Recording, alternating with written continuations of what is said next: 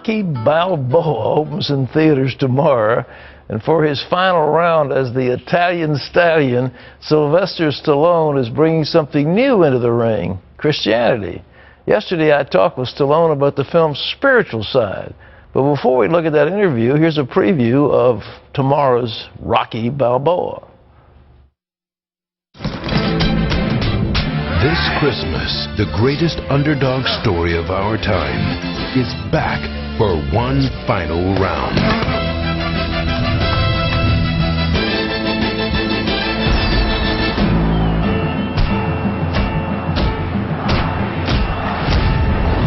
Rocky Balboa. It's over. Ain't nothing over, Joe. It's over. Where's that from? The 80s? It's probably in the 70s. Sylvester Stallone is the writer, director, and star of Rocky Balboa. He joins us now by satellite from New York. And well, it's good to have you with us. Oh, hey, that Rocky, first Rocky, was a classic. You guys shot that thing for about $450,000. It was a wonderful piece of work. Thank you. It was a miracle. It shot in 28 days, and who knew it would end up, here we are 30 years later. And aren't you a little afraid you're going to damage the franchise or something? Well, what happened, I'll tell you, Pat, is that the first one, the fifth one, or the last one installment, I felt as though I left everybody down. It really wasn't about anything. And if you really go back to the first Rocky, people don't realize the first shot is this shot of Christ, and it comes down over the beams of the church. It says resurrection, then it goes to Rocky being pummeled. And what I was trying to say is this man has been chosen for a journey.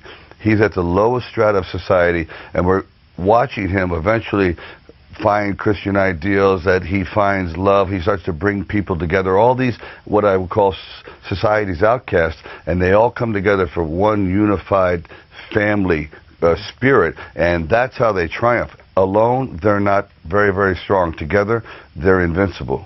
Well, how about this last one? I mean, Rocky. Well, the last one. Yeah, go ahead. Well, the last one exactly is now, after he has all this family core values, his wife has died. So now the rug has been pulled out from under him. He's at his lowest depths. He goes, how can this be?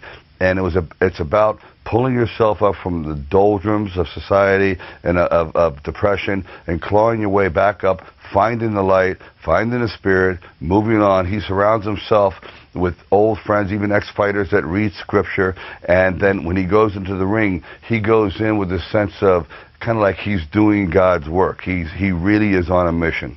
Well, you know, the average viewer is going to say, you know, boxing, you're slamming somebody, you know, what happened with that Russian, you know, you were giving him everything you absolutely could. How is that Christian? Well, because, you know, there is one thing about speaking the word, but eventually you do need the crusader.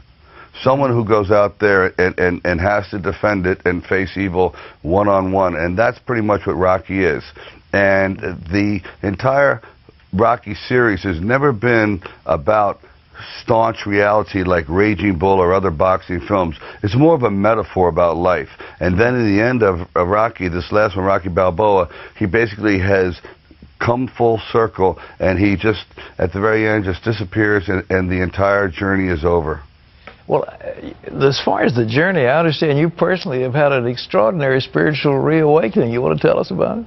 Well, it is. You know, there was a time in there where I was raised strict Catholic, and then when I got to Hollywood, and all of a sudden you're given the key to the candy stores, and temptation abounds, and I started to believe my own publicity. And no question, I admit it, I just lost my way. But every time I came back to Rocky, I was given a new shot in the arm, a new reawakening, and then I would abuse it again. And finally, it led to about 12 years of I just was spiraling down, and finally I said, I got to stop. I have to get back to basics.